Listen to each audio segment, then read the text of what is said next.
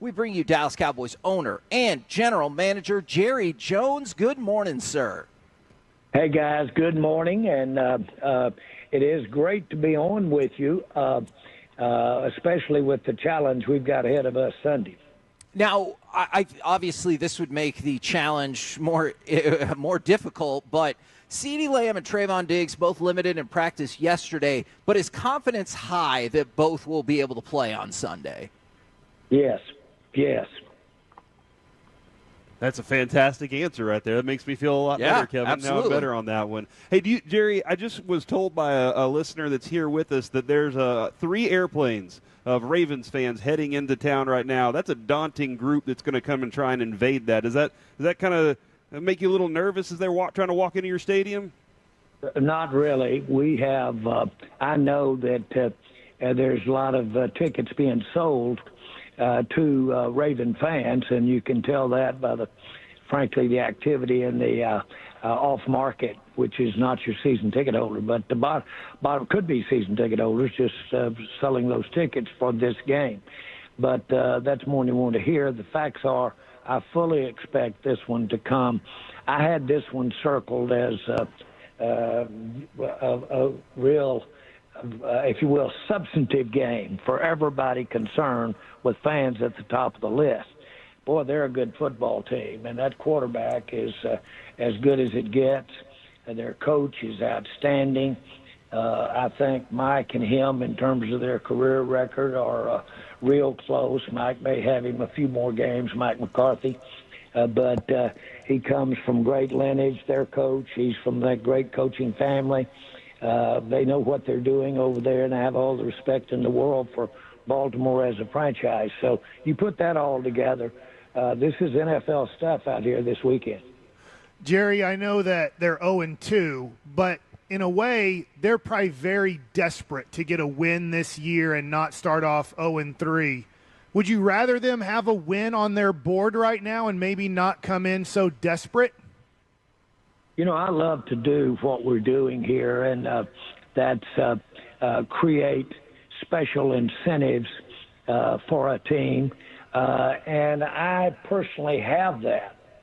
And while it'd be ridiculous and I seem to be using that word a little more than I should be lately, but it just really would not be accurate at all to say this is a must-win game for either team. It's just not, because that's the NFL.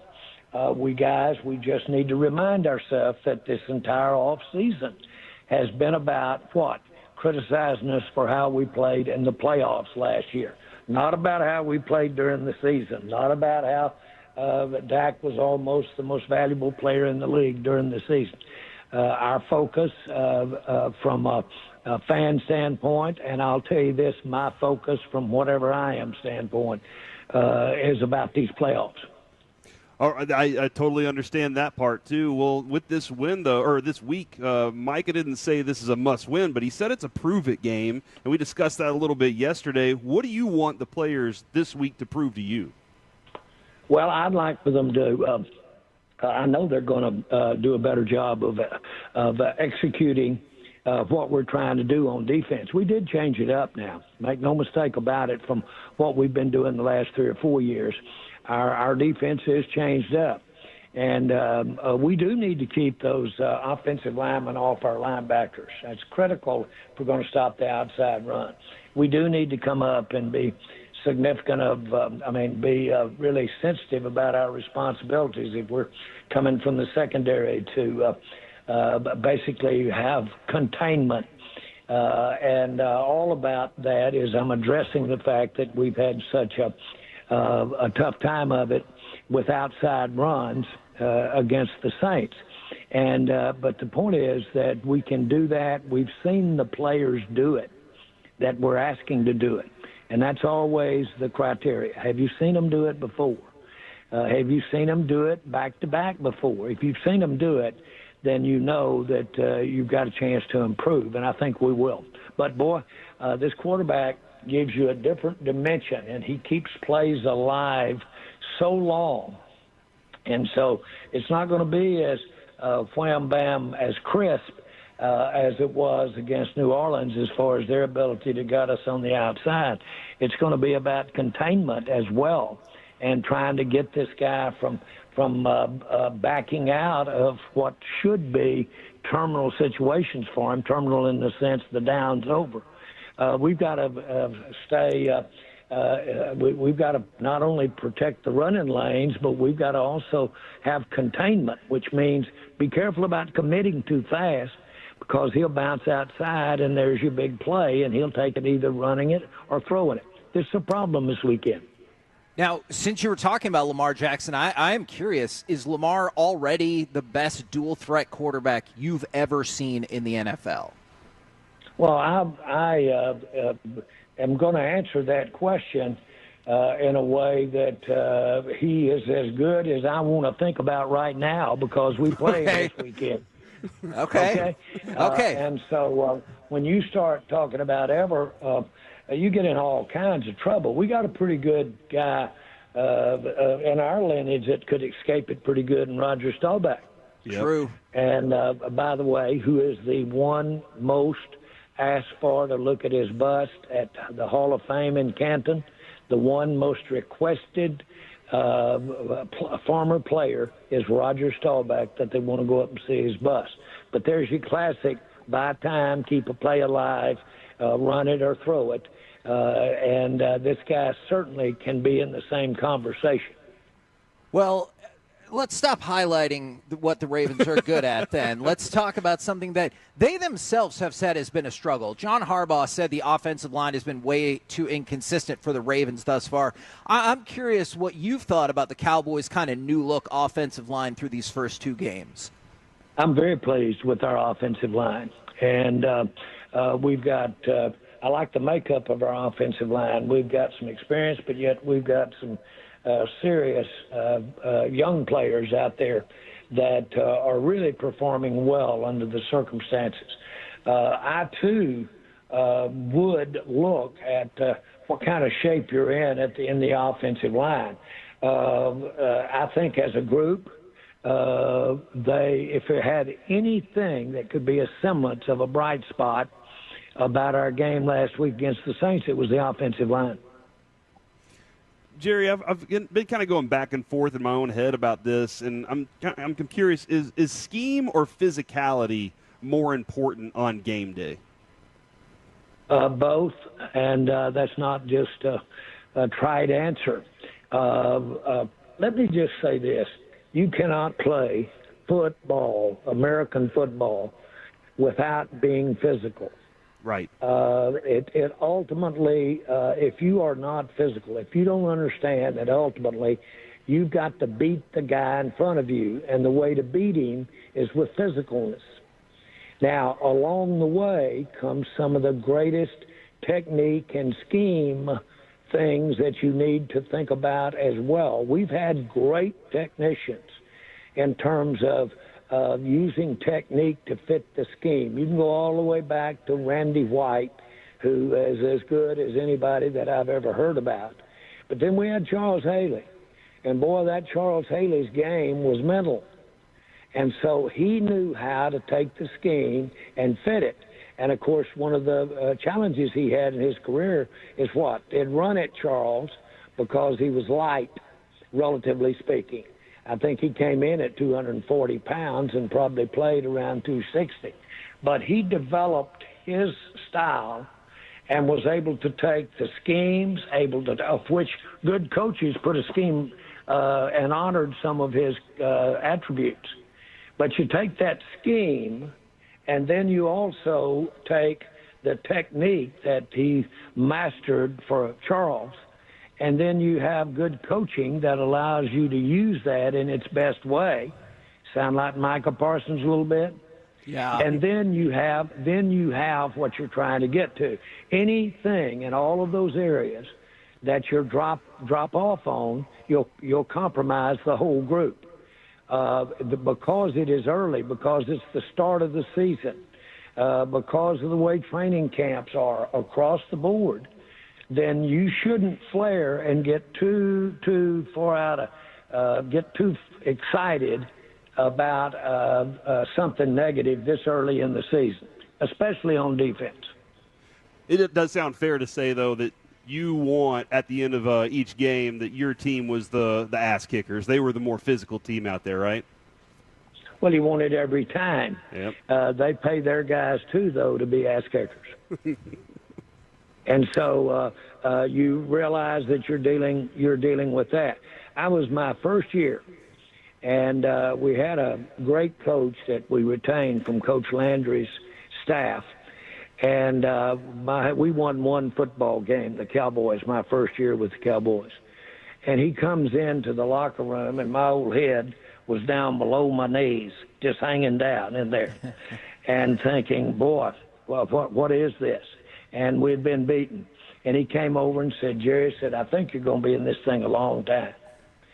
And let me tell you, I know that this is all new to you and fresh on you. But remember one thing, they pay their guys, too, a lot of money to out-physical you, to out-scheme you, to outplay you. And sometimes they win one or two, whether it's a play or whether it's a game. Jerry, last night in the world of sports, Shohei Ohtani for the Los Angeles Dodgers became the first ever player with 50 home runs, 50 stolen bases. I was wondering from your perspective, being in the NFL as long as you have now, what's your favorite record in the NFL, like an individual record? I like one of my favorites is Deion Sanders. He had more touchdowns per touch than any player in the history of the game. But he touched the ball on offense, he touched it on defense, and he touched it on special teams. But for the times that he would touch the ball, which unless you're a receiver, you don't have much design chances to touch the ball. A punt returner touched it quite a bit, a kickoff returner. But Deion Sanders played over 100 plays a game for us. And plus had the ability to deter. What is that?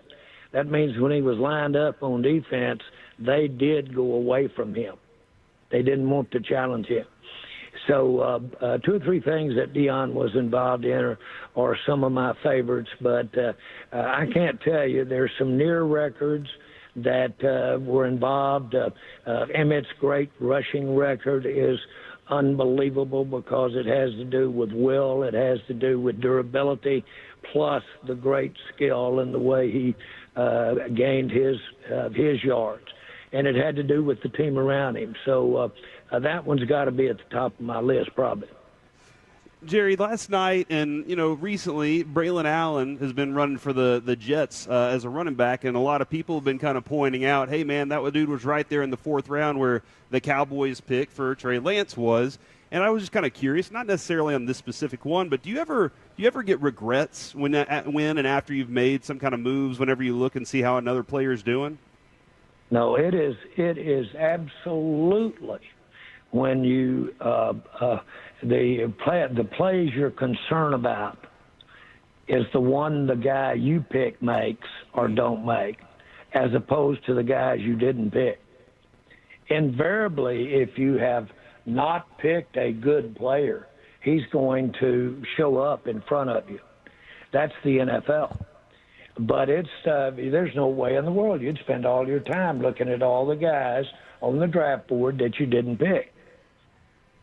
I don't do that. I'm interested in taking the ones we picked and having them out there. And now I'll spend some time with you, talking with you about what he's doing on his first step, what he's doing with his punch, if he's a defensive lineman.